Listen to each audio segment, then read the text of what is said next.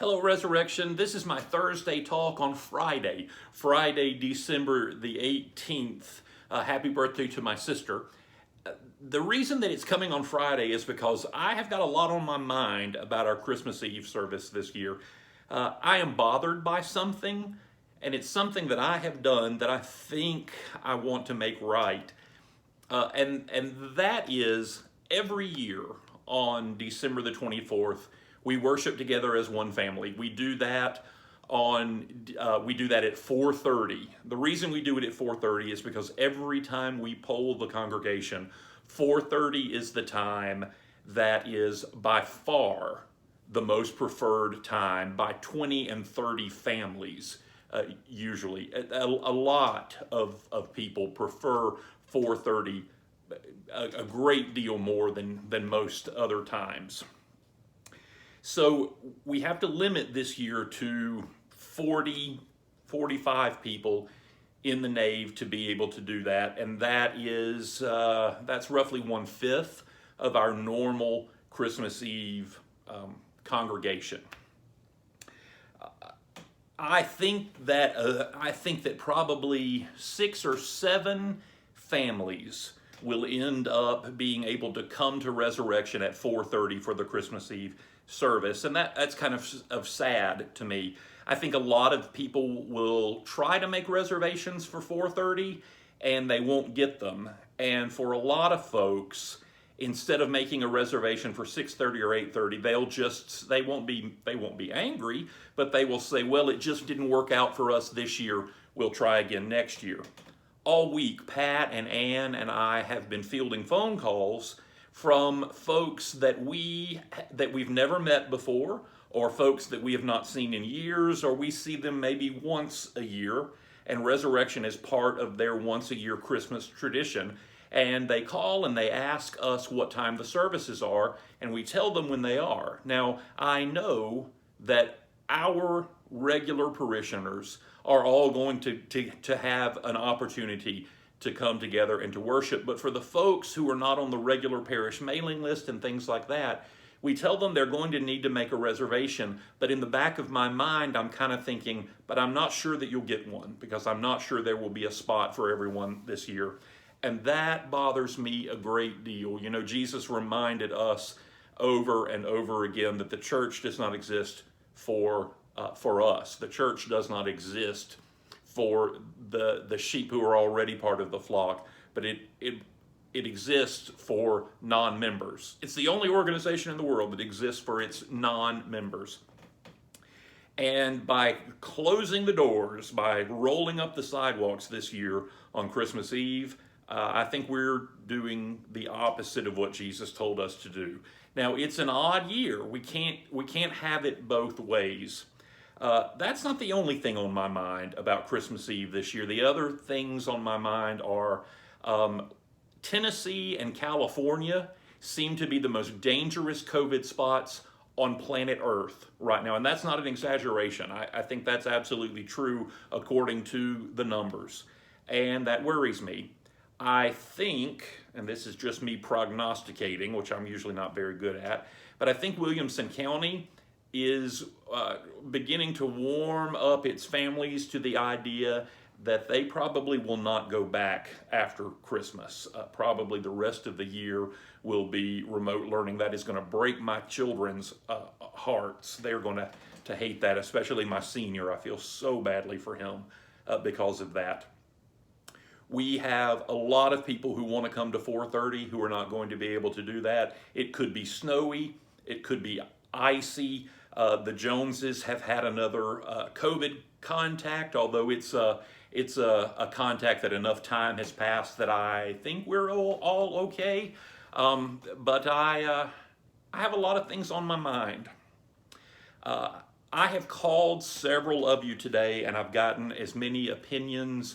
Really, I've called folks on the left, I've called folks on the right, I've called folks right down the middle. I've talked to Scott Johnson, our senior warden. I even talked to the finance committee about this. I've talked to a lot of folks. And I am going to make a decision, and I know that this is not ideal. But hear me out, and this could be our beautiful own little Bethlehem this year. You know, Bethlehem is not what Mary was expecting. It's not what the whole world was expecting. This year we are going to have one service. We are going to have a 4:30 p.m. service, and we are not going to have it inside the church.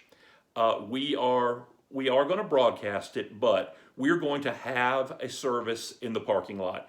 It could be 18 degrees and snowing, and if so, I will wrap up in my Wisconsin seminarian's cloak, wool cloak from head to toe. I've even got one that I think will probably fit Deacon Susie. The kids can come in their costumes, and we're going to have cars and candles and carols and communion in the parking lot at Resurrection. Scott Johnson is looking to buy us a shortwave radio transmitter, so as you pull into the parking lot, just in the parking lot area, you can turn your car radio to the station we tell you, and you will hear what I'm saying right there in front of you. The kids can come in costumes. They were planning on doing the live nativity for us anyway. We can let them come out of the cars with their masks on and distanced, and during the gospel reading of the nativity, they can do their live nativity for us, so they'll still get to do that. You can get out of your cars, distanced, and you can come around the altar for communion, or I can bring it to you in your cars. We can sing carols from our cars, or you can stand on the sidewalks for a few minutes. You can come in and out of your car as you're able to do that, as the weather permits. And I think that will be something that we tell our children and our children's children about. Do you remember in 2020 that we were able to have Christmas Eve services in the parking lot in our cars? It will be something that I don't think we'll ever forget, and it is a way for our entire church family, those who are with us every week and those who need to be with us every week, to all come together and worship the baby Jesus in the manger.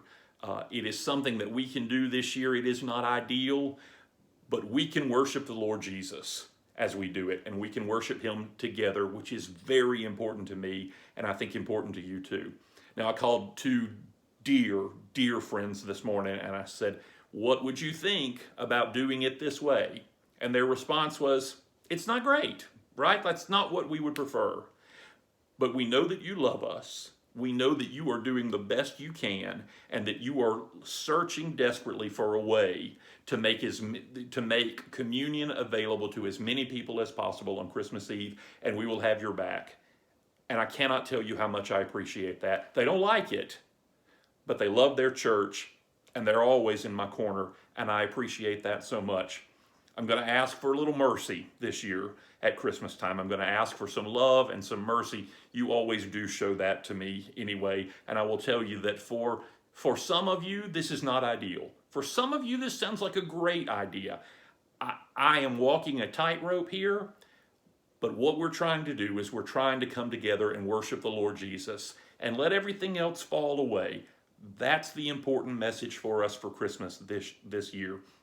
It's going to be a lot of work for Ann Johnson, who's already done the bulletins exactly how I wanted them for inside the church. It's going to take a lot of setup. Susie and I are going to be freezing our elbows off, but I think we'll enjoy it anyway. Let your kids come in their pajamas. Let them come in their costumes. Bring hot chocolate with you. Wear your earmuffs. Wear your scarves. Anything that you want to do. If the weather is icy, we may call off the whole thing. I don't want to put anybody in danger, so I'll say that weather permitting, we're going to have church in our cars, carols, candles, and communion.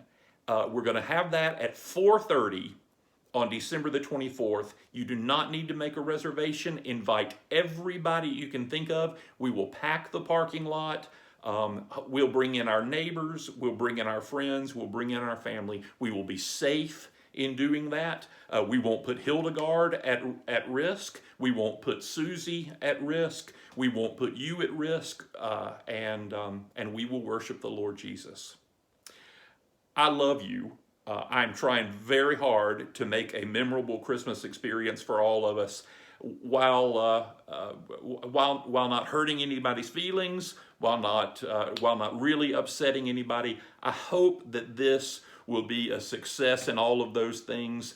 I will say this, though, that resurrection, you usually keep the main thing the main thing. And I love you for that. And the main thing this year is the worship of Jesus Christ. We're going to come together on the 24th. I love you, and I will see you then.